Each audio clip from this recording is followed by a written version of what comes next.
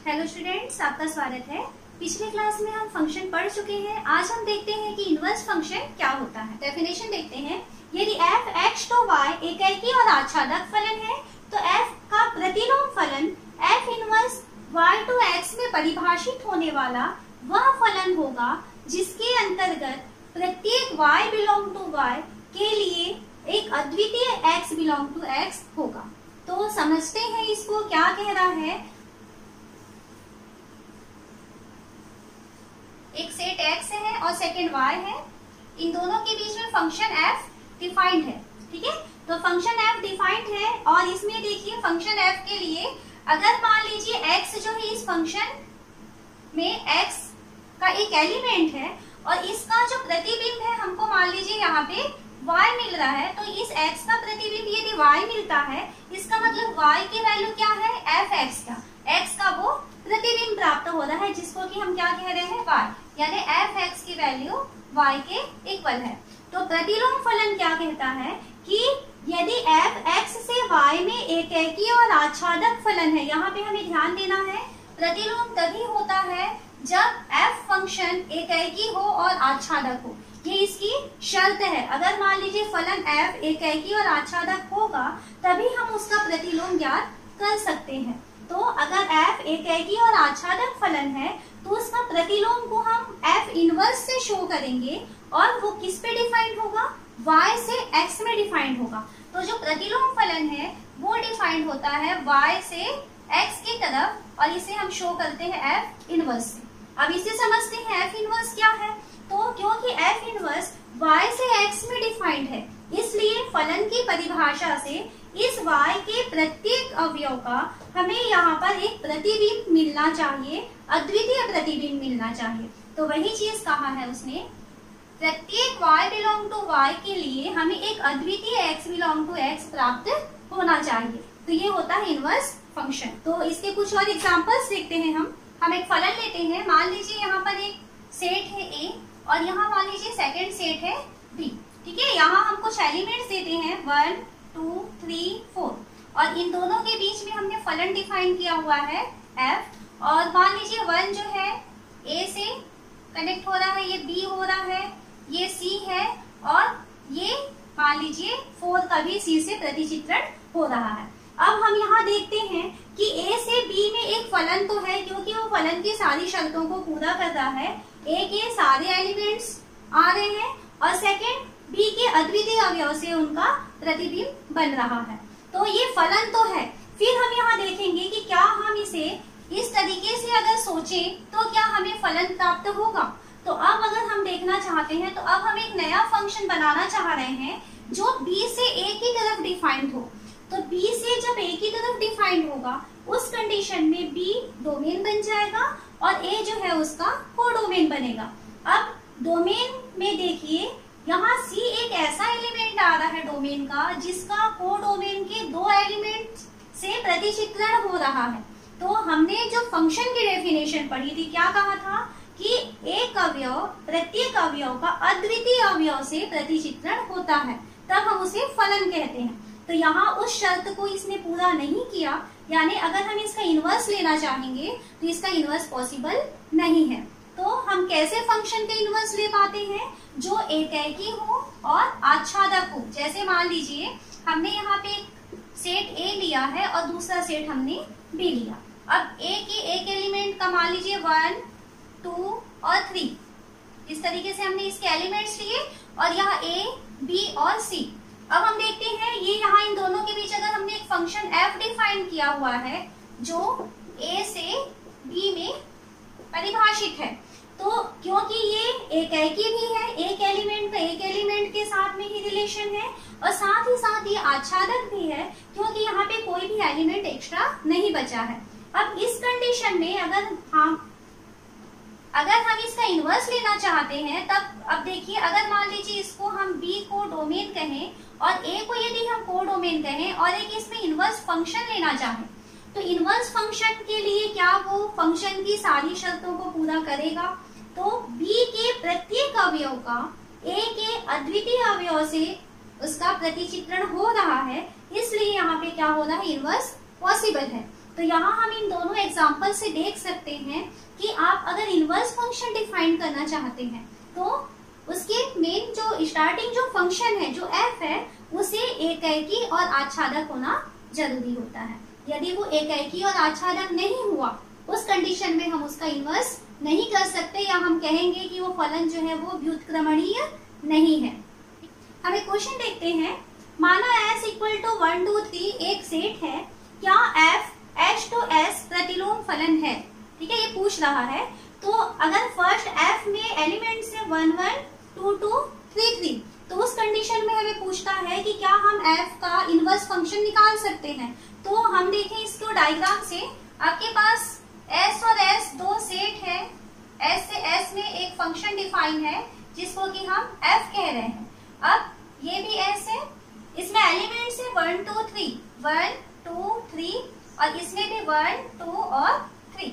फिर उसमें कैसा प्रतिचित्रण कहा है, 1 का 1 से ये हो गया, 2 का 2 से और 3 का 3 से। अब हमें पूछ रहा है कि क्या हम इसका इनवर्स निकाल सकते हैं। तो इनवर्स फंक्शन के लिए क्या शर्त है कि वो एकाएकी होना चाहिए और आच्छादक होना चाहिए। तो हम यहाँ से देखें कि क्या ये एकाएकी और आच्छादक है।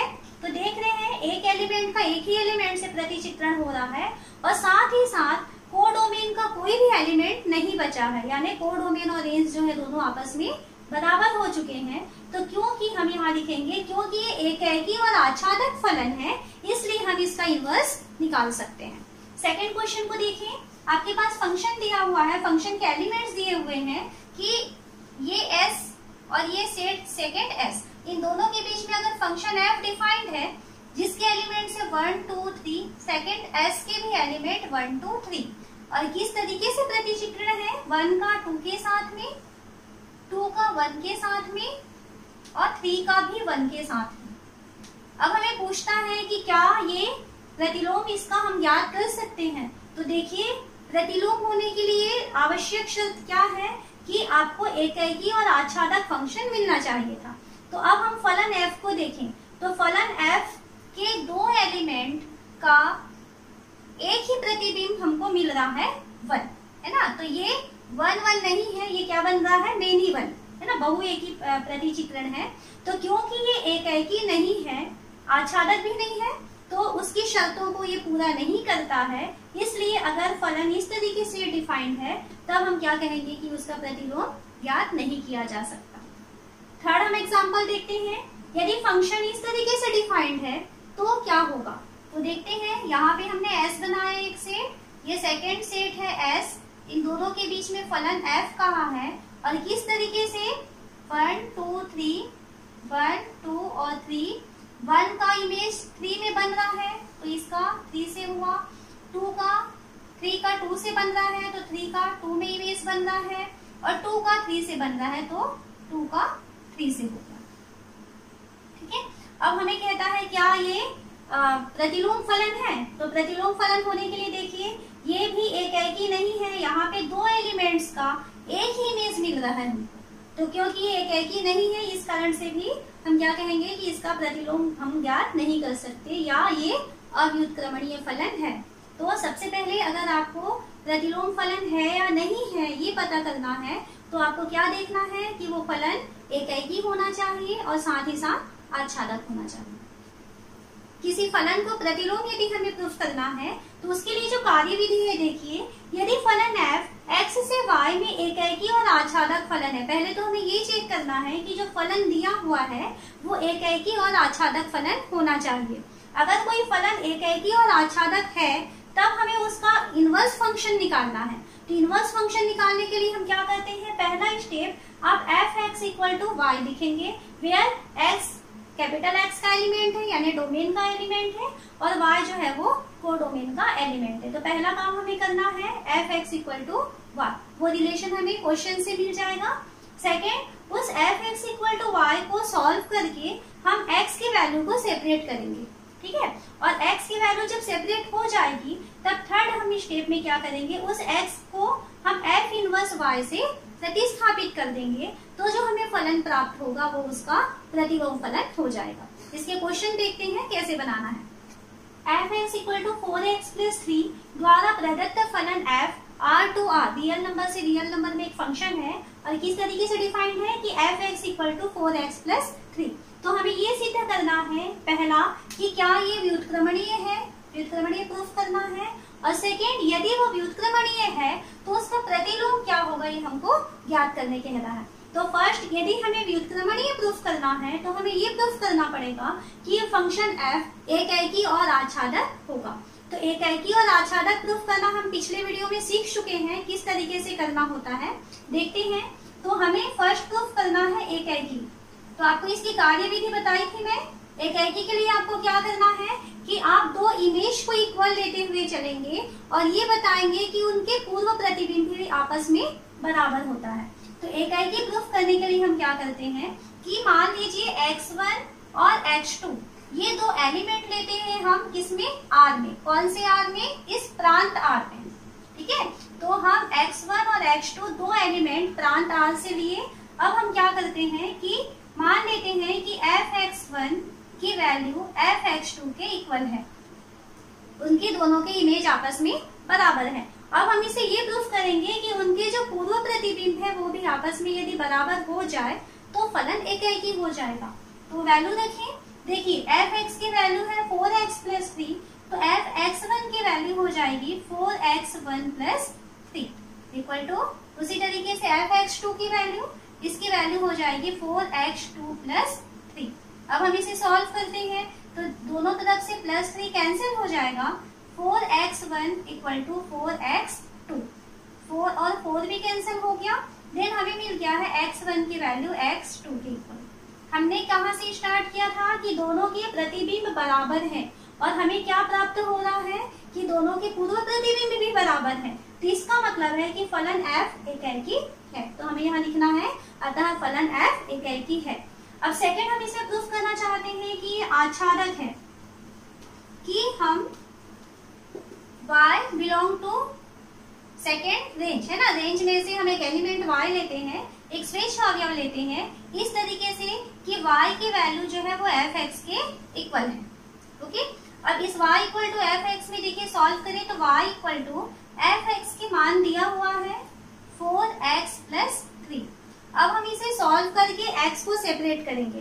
तो x को यदि सेपरेट करते हैं तो देखिए ये आ रहा है आपके पास 4x plus 3 equal to y, then 4x equal to y minus 3 and x equal to हो रहा है y माइनस 3 अपॉन 4।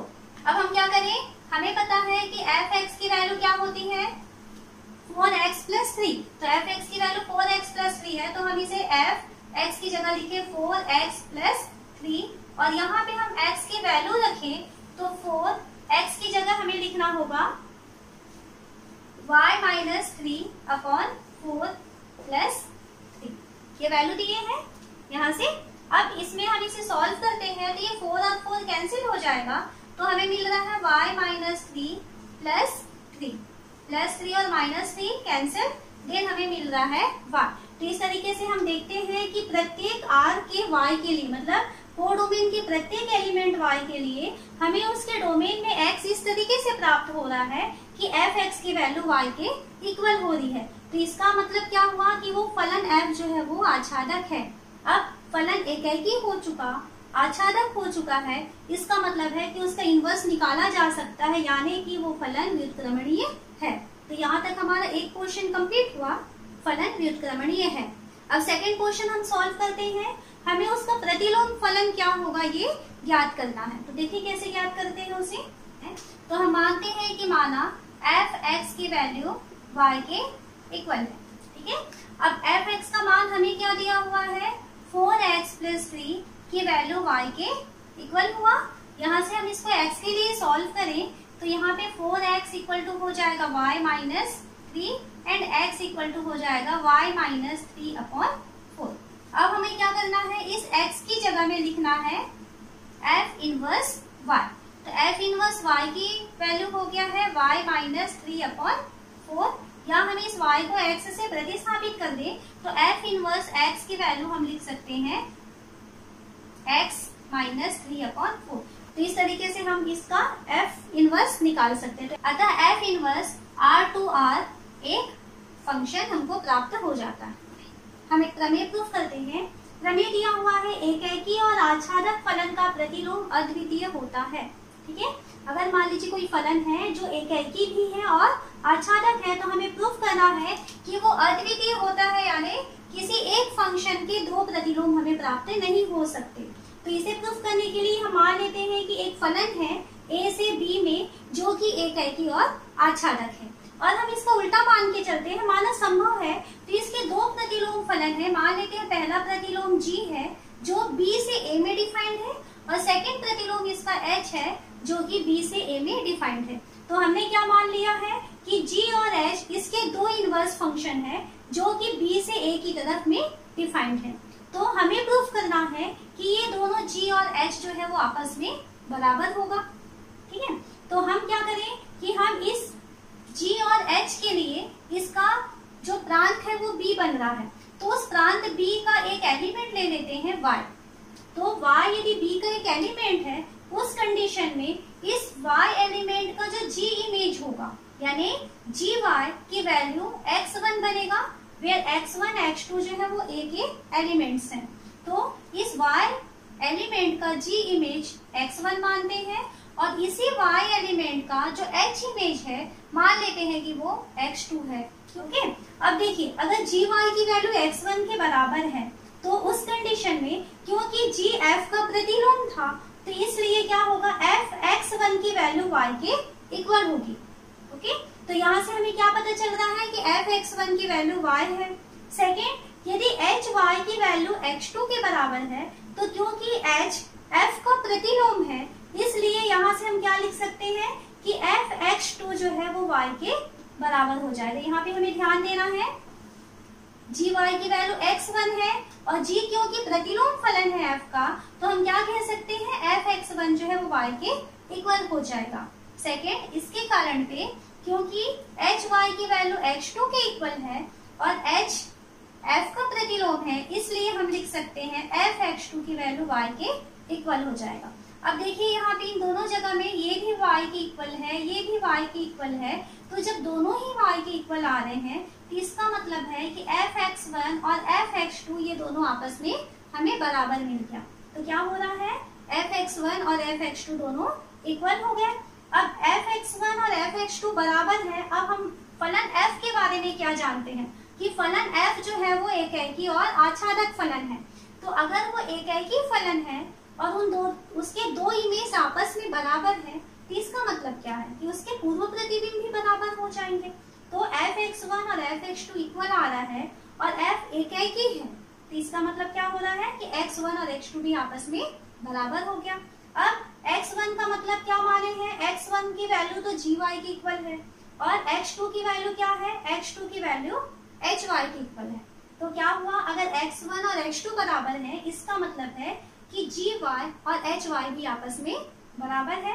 तो जब दोनों के y इमेज इक्वल आ रहे हैं, इसका मतलब है कि g और h भी आपस में बराबर हुआ। तो हमने शुरू में माना हुआ था कि g और h दो अलग अलग इनवर्स फंक्शन हैं, और हमें क्या मिल रहा है कि g और h जो है वो दोनों इक्वल हो गए। तो इस तरीके से प्रूफ होता है कि एकेकी और आच्छादक फलन का प्रतिलोम अद्वितीय होता है।